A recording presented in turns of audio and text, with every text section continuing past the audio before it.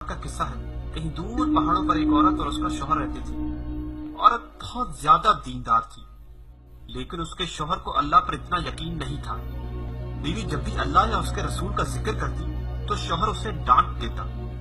گھر کے حالات بھی کچھ اتنے اچھے نہ تھے، شاید اسی لیے شوہر ہمیشہ ناشکری کرتا رہتا۔ ایک شام گھر میں کھانا نہ ہونے کے برابر تھا، محض ایک ہی روٹی بن سکی۔ عورت نے سوچا کہ آدھی روٹی اس کا شوہر کھا لے گا اور آدھی وہ کھا لے گی، لیکن کچھ ہی دیر بعد باہر کا دروازہ بجا۔ عورت نے جب دروازہ کھولا تو اس نے بہت لاچار، مجبور اور بھوکا بھکاری دیکھا۔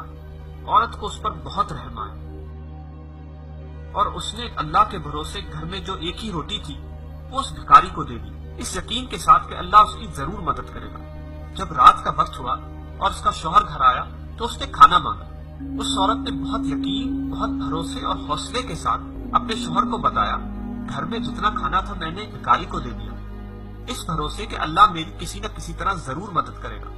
شوہر یہ سن کر بہت ناراض ہوا اور عورت کو برا بھلا کہنے لگا، لیکن اسی وقت ایک بار پھر دروازہ بجا۔ شوہر نے جب دروازہ کھولا تو اس نے دیکھا ایک شخص ہاتھ میں 18 روٹیاں پکڑے کھڑا تھا۔ اس شخص نے کہا، فلاں شخص نے آج نیاز کیا تھا تو یہ آپ کے حصے کا نیاز ہے۔ شوہر یہ دیکھ کر بہت حیران ہوا اور شاید پریشان تھا۔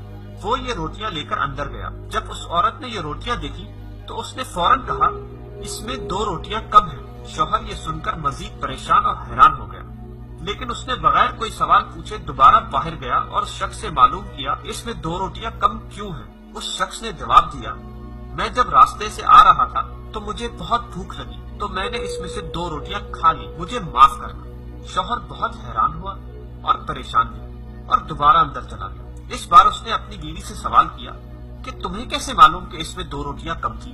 عورت نے بہت مسکراتے ہوئے کہا، میرے اللہ نے کہا ہے جو میری راہ میں خرچ کرے گا میں اس سے 20 گنا زیادہ عطا کروں گا۔ شوہر اپنی بیوی کا یہ جذبہ اور یقین دیکھ کر بہت حیران، بہت پریشان ہوا اور زار زار رونے لگا اور اللہ سے اپنے گناہوں کی معافی مانگنے لگا، اپنی ناشکری کی معافی مانگنے لگا۔